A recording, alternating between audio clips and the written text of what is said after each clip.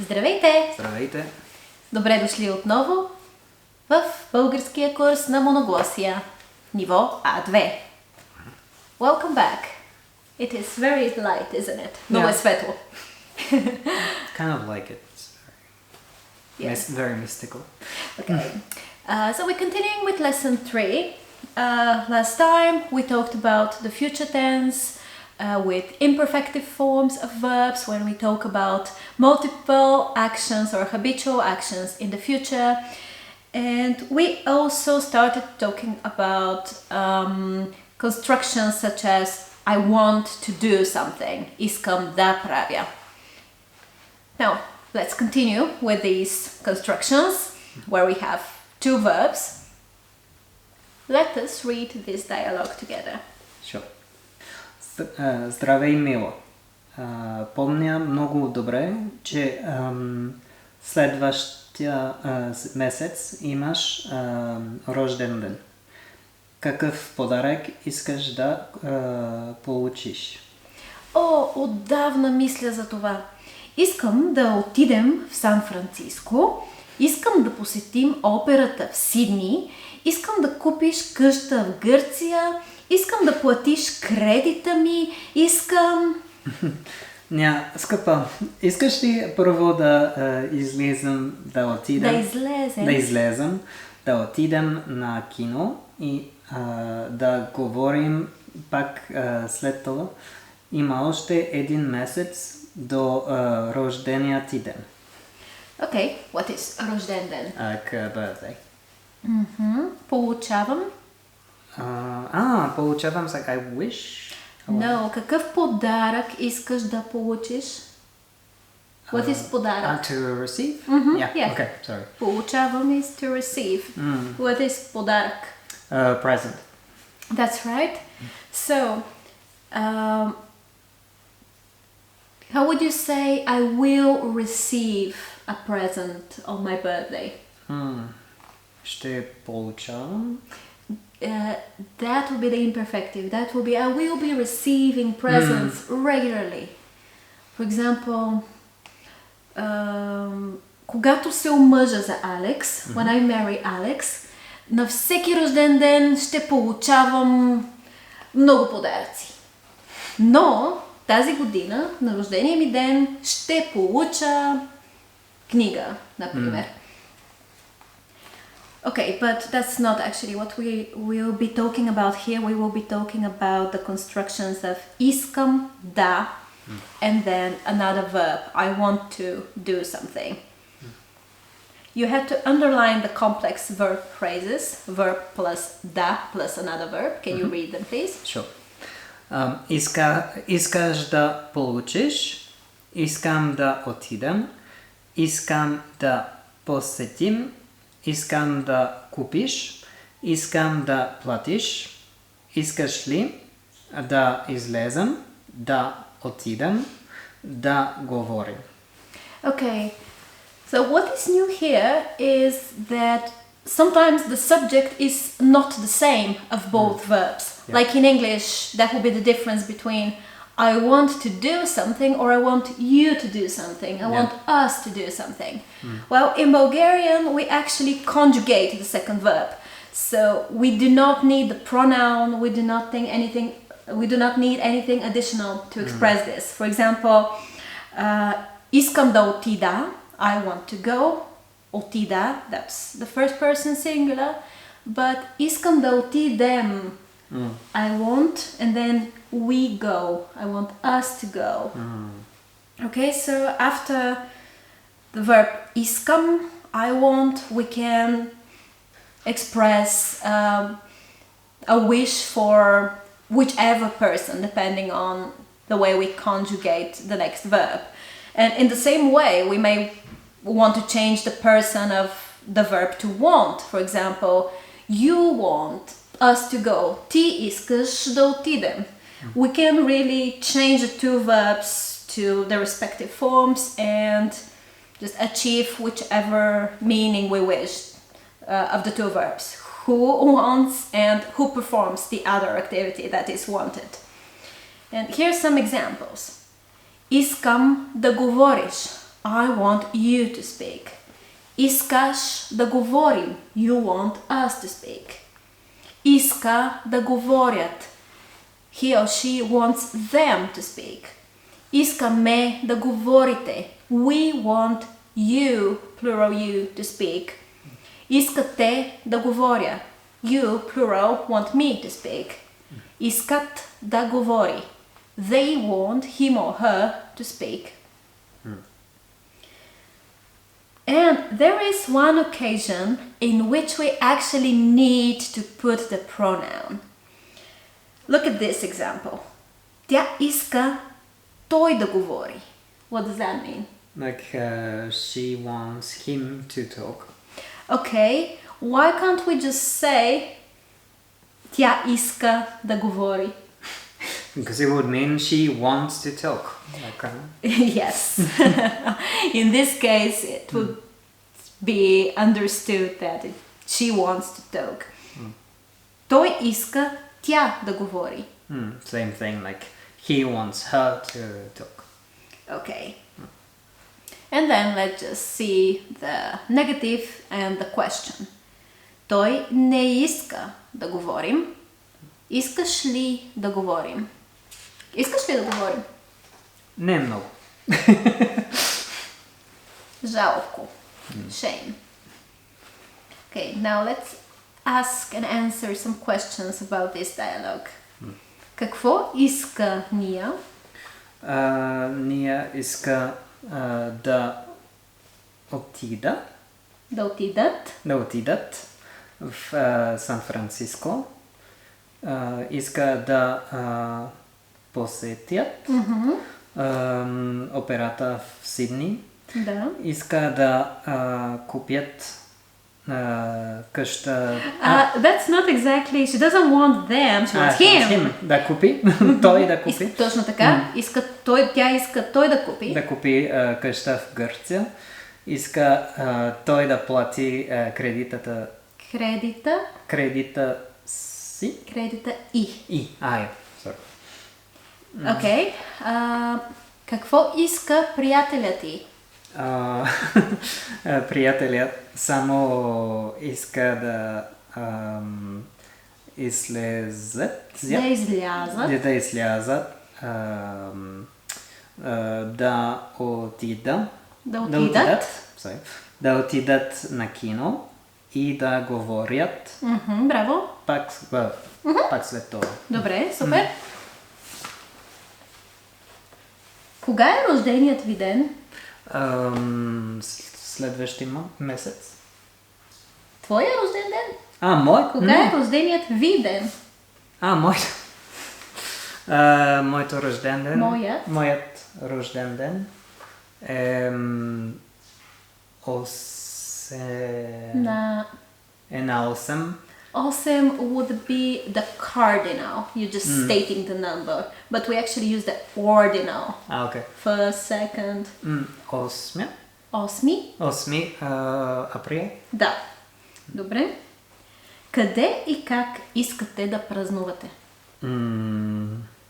Sorry, these questions are not exactly about the dialogue. Искам да получа. Well, that's actually the next question. The question here is къде и как, where and how искате да празнувате? What is празнувам? Like to celebrate? Искам да празнувам вкъщи. Добре. И искаш ли да... семейството ми. Добре. Искаш ли да поръчаме храна? Защо не? Добре. Да. Искаш ли да слушаме музика?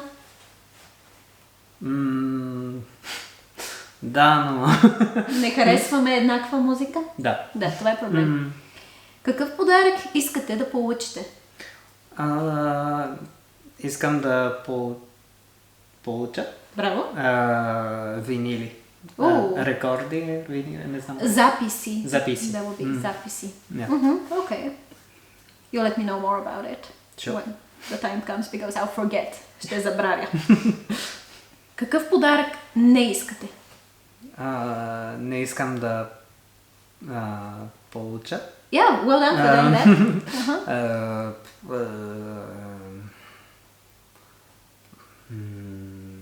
Искаш ли да получиш плюшена играчка?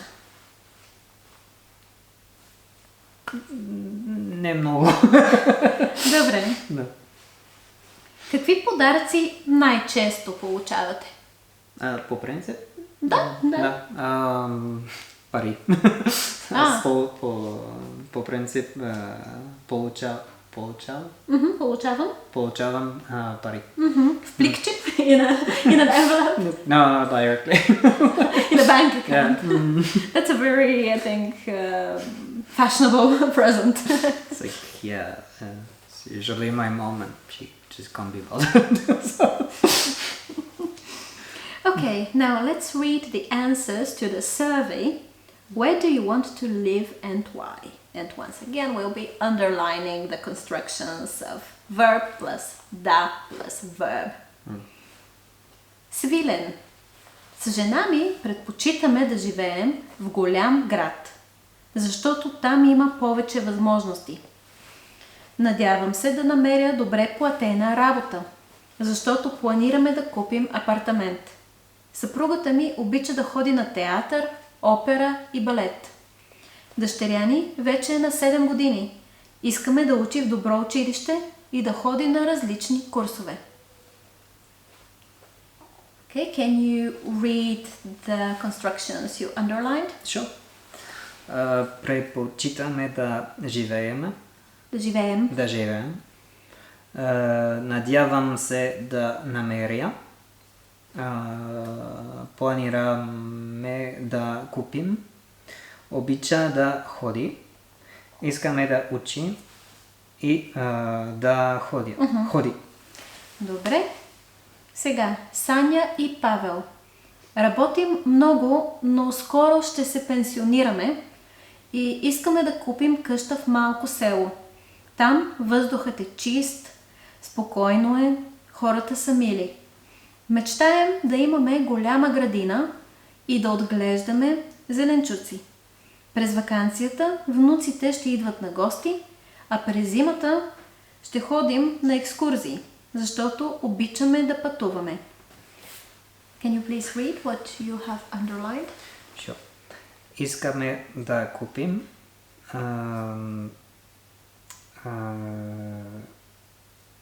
да имаме. Мечтаем да имаме. И да отглеждаме. Добре. And one last? Okay. Обичаме да пътуваме. What is ще се пенсионираме? Like will be We'll retire, yeah. Въздухът е чист. Like the air is clean. Спокойно е. Like it's calm. Хората са мили. Like people are sweet. Мечтаем. Often? No. To dream. We're dreaming. Yes. Yeah, of course. Отглеждаме зеленчуци. Like we'll look at we'll kind of like take care of vegetables. Exactly. Yes. It does come from the same root as gledam, to look, or the gleždame, to raise, to look after. Карина. Разбира се, че предпочитам големия град. С приятеля ми мечтаем да живеем в Ню Йорк. Обожаваме да ходим на ресторанти и барове, да посещаваме различни музеи и галерии, да се запознаваме с хора от цял свят. Okay, what have you underlined? Sure. Мечтаем да живеем, обожаваме да ходим, да посещаваме, да се запознаваме. Добре. What is обожавам? I'd love to. Exactly, I adore. Милен. Мразя големите градове, защото е шумно и мръсно и всички винаги бързат. Не харесва ми живота на село, защото е скучно и няма работа. Предпочитам да живея в малък град, близо до София, и да пътувам през седмицата. What do we have? Предпочитам да живея и да пътувам. Great. And in the next exercise we have a table for you to fill in. I'm going to put on the screen what you have filled in, but maybe we can just talk about it. Sure. So we have предимства, advantages, and недостатъци, disadvantages. And we have 3 different places. Село, which is Like a village. малък град. Like small town. And голям град. Yeah, like city. Какви предимства има селото? Въздухът е чист, спокойно е, хората са мили. I just wrote down what's written in the text. Okay, if there's anything you would like to add, you can. Да, спокойно е. I guess that's it. А какви недостатъци има в селата? Скучно е, няма работа.